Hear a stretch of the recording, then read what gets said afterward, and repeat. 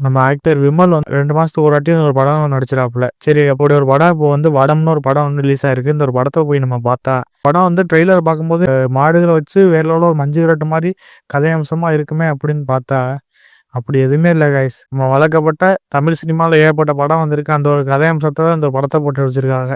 அத பார்க்கும்போது நம்ம விமல் வந்து எதனால இப்படிலாம் படம் நடிக்கிறாப்புல அப்படின்னு நமக்கு ஒரு கட்டத்துல தோணுச்சு. ஏன்னா, நல்ல ஒரு கதையம்சமா போட்டு நம்ம ஹீரோ வந்து நம்ம விமல் வந்து ஒரு நல்ல ஒரு கம்பேக் குடுக்க மாட்டேங்கிறாப்புல அப்படின்னு நமக்கே தோணுச்சு. இந்த ஒரு படத்தோட நம்ம கதைய நம்ம பார்க்கும்போது, நம்ம நாட்டி தான் இந்த ஒரு படத்தோட ஒரு மெயின் வில்லனா இருக்காப்புல. அவர் ஒரு சின்ன மாட்டுக்குட்டிய வந்து ஒரு சந்தைக்கு வச்சிராப்புல. அந்த விமலோட அப்பா வந்து சின்ன கன்று வந்து ஒரு கட்டத்துல வந்து அவர் வீட்டுல வந்து வளர்ப்பாப்புல.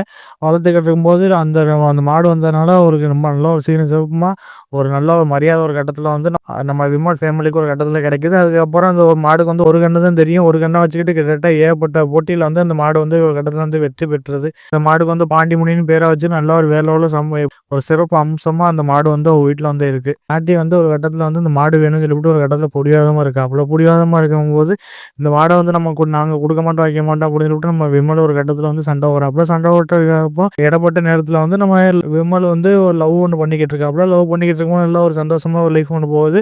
அதுக்கப்புறம் இந்த படத்துல மெயினா மதுசூதன் ராவ் அவர் ஒரு கட்டத்துல வந்து நம்ம வில்லன விமல் ஒரு கட்டத்துல வந்து போட்டு தள்ளணும் அப்படின்னு சொல்லிவிட்டு அவர் ஒரு கட்டத்துல வந்து நினைக்கிறாப்புல. அவங்களுக்கு ஒரு கட்டத்துல பிளாஷ்பேக் போகுது. அதுக்கப்புறம் ஹீரோயினி ஒரு கட்டத்துல வந்து பிடிச்ச நைட் நேரத்துல சந்திச்சுக்கிட்டு இருக்காங்க. அந்த ஒரு நம்ம ஹீரோயினி ஒரு கட்டத்துல மாடு ஒன்று வளர்த்துக்கிட்டு இருப்பாப்புல. மாடுவோட நம்ம விமலோட லவ்வர் ஒரு கட்டத்துல வந்து ஜாலியா நைட்ல இருக்கும்போது நம்ம மதுசூதன் ராவ் ஒரு கட்டத்துல இருந்து ஆளுகளை அனுப்பி விமலை ஒரு கட்டத்துல இருந்து கொல்ல பாக்குறாப்புல. அதுக்கப்புறம் நம்ம விமலை வந்து ஒரு கட்டத்துல சண்டை போட்டு முடிச்சிடாப்புல. முடிச்சதுக்கப்புறம் நம்ம ஹீரோயினி வந்து நம்ம விமலை வந்து கூட இருந்த அந்த மாடை வச்சு குத்தி கொல்ல சொல்லிடுறான்.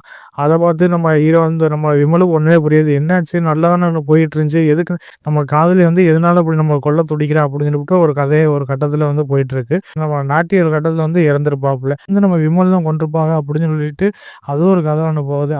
நம்ம விமல் வந்து உண்மையிலேயே நம்ம நாட்டியை வந்து கொண்டாரா இல்லையா, அதுக்கப்புறம் ஹீரோயினிக்கு நம்ம நாட்டிக்கு என்ன தொடர்பு அப்படிதாங்க இந்த ஒரு படத்தோட ஒரு கதை அம்சமா இருக்கு. அதுக்கப்புறம் என்ன நடந்துச்சு அப்படிதாங்க இந்த ஒரு படத்தோட ஒரு கதையா இருக்கு. அதை பார்க்கும்போது எல்லாத்துலேயும் வளர்க்கப்பட்ட கதை மாதிரி தாங்க நீங்களே நம்மளே யூகிக்கிற அளவுக்கு இல்லை ஏகப்பட்ட சீனாக இருக்குது. அதை பார்க்கும்போது ஈஸியாகவே கண்டுபிடிச்சல இப்படி தான் நடக்க போகுது அப்படின்னு சொல்லிட்டு நம்ம ஈஸியாக கண்டுபிடிக்கிற அளவுக்கு இந்த ஒரு படத்தோட இருக்குது. மெயினாக நம்ம ட்ரெய்லரில் பார்த்து தான் இந்த ஒரு படத்துக்கு போனோம். அந்த ஒரு படத்தில் வந்து நமக்கு எப்படி இந்த மஞ்சு விரட்டு அதை பார்த்து நமக்கு இன்ட்ரெஸ்டிங்கே இல்லாமல் ஒரு மாடுனால 2 பேர்த்துக்கு வந்து ஒரு பகையை உண்டாக்குற மாதிரி இதில் கதை அம்சமாக போட்டு வச்சிருக்காங்க. அதை பார்க்கும்போது இது எதுக்கு எடுத்தாங்க அப்படிதாங்க நமக்கே தோணுச்சு. மற்றபடி இந்த ட்ரெய்லர் பார்த்துட்டு நல்ல படம் இன்ட்ரெஸ்டிங்காக இருக்குமே அப்படின்னு சொல்லிட்டு போய் பார்த்தா நமக்கு ஒரு கட்டத்தில் வந்து ஏமாற்றதான் இந்த படம் கொடுத்துச்சு. அதுக்கப்புறம் நம்ம நாட்டி அவர் ஆக்டிங்லேருந்து எல்லாம் பார்க்குறதுக்கு தக்காளி ஒரு வில்லத்தனமான ஒரு ஆக்டிங் வந்து சூப்பராக கொடுத்து போயிருக்காப்புல. ஏன்னா அவர் ஆக்டிங் பார்க்கும்போது எல்லாமே பார்க்குறதுக்கு நல்லா ரசிக்க முடியாது இருந்துச்சு. அதுக்கப்புறம் இது மெயினாக பாலா வந்து ஒரு கட்டத்தில் நம்ம விமலுக்கு வந்து ஒரு எப்படி சொல்ற கூட இருக்கிற ஒரு காமெடியாக போட்டு நடிச்சிருப்பாங்க. ஆனால் முனிஷ்காந்துக்கு லாஸ்ட்டாக ஒரு சரியான ஒரு கதை அம்சமாக இருக்குது. அதை பார்க்கும்போது முனிஷ்காந்த் ஆக்டிங்லேருந்து எல்லாம் பார்க்குறதுக்கு நல்லா ரசிக்க முடியாத இருந்துச்சு. ஹீரோயினி ஆக்டிங்லாம் எதுவும் சொல்கிற மாதிரி இல்லை கைஸ். மற்றபடி இந்த ஒரு படத்தில் ஆடுகளும் நிறைய அவர் ஆக்டிங் இதுலேருந்து எல்லாம் பார்க்குறதுக்கு நல்லா ரசிக்க முடியாது இருந்துச்சு. மித்தபடி இந்த ஒரு படத்தை எடுத்த டேரக்டர் நம்ம கெந்திரன் அவரும் இந்த படத்தோட டேரக்டர் இருக்காப்புல. அவரை பற்றி நம்ம என்ன சொல்ல, அரைச்சு இந்த ஒரு படத்தை எடுத்து வச்சிருக்காப்புல கைஸ். மித்தபடி இந்த ஒரு படத்தோட இமான் தக்காளி பாட்டு விட்டுட்டோம் 2-3 பாட்டை போட்டு வச்சுக்கிட்டு ஒரே பிஜிஎம்மாக போட்டு மிரட்டி சம்பவம் பண்ணியிருக்காப்புல. அதை பார்க்கும்போது ஓரளவுக்கு ரசிக்க முடியாதாங்க சரி இருந்துச்சு. மித்தபடி இந்த படத்தோட நம்ம சினிமா கோட்டர் பிரசன்னகுமார் அவர் தான் கட்டது பாராட்டேன். ஏன்னா ஒவ்வொரு சீன்லாம் பார்க்கும்போது எல்லாமே ரசிக்க முடியாமல் அந்த மாதிரி மண் சார்ந்த விஷயங்கள்லாம் நமக்கு அந்த சினிமா ஃபோட்டோகிராஃபில் போட்டு நீட்டாக அழகாக காமிச்சிருக்காங்க. மித்தபடி அந்த படம் ஒரு ஒன் டைம் ஃபேமிலியோடு நல்லா உட்காந்து பார்க்கலாங்க. மித்தபடி அந்த படத்தில் கதையை நம்பிலாம் அந்த படத்தில் போகாதியா ஒரு ஒன் டைம் பார்க்கலாம் அவ்வளோதாங்க.